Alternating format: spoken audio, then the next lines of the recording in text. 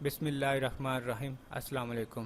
مزید آگے چلنے سے پہلے ڈیلی بال یوٹیوب چینل کو سبسکرائب کریں اور بیل آئیکن پر ضرور کلک کریں۔ الیکشن کمیشن مریم نواز کی بطور نائب صدر تقرری کے خلاف پی ٹی آئی کی درخواست سماعت کے لیے منظور۔ الیکشن کمیشن آف پاکستان نے مریم نواز کی بطور نائب صدر تقرری کے خلاف پی ٹی آئی کی درخواست سماعت کے لیے منظور کر لی۔ الیکشن کمیشن نے مریم نواز کو نوٹس جاری کر دیا۔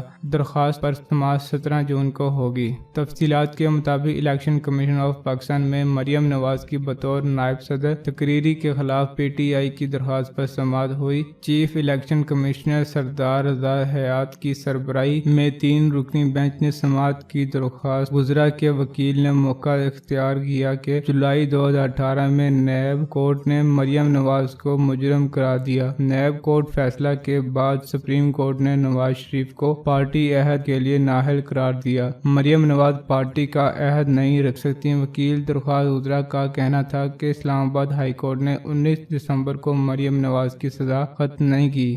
چیف الیکشن کمیشنر نے کہا کہ سزا معطلی کا یہ مطلب نہیں کہ ٹرائل کورٹ کی سزا ختم ہو گئی۔ الیکشن کمیشن نے پی ٹی آئی کی درخواست سماعت کے لیے منظوری کرتے ہوئے مریم نواز کو نوٹس جاری کر دیا۔ مریم نواز کے خلاف درخواست کی سماعت 17 جون کو ہوگی۔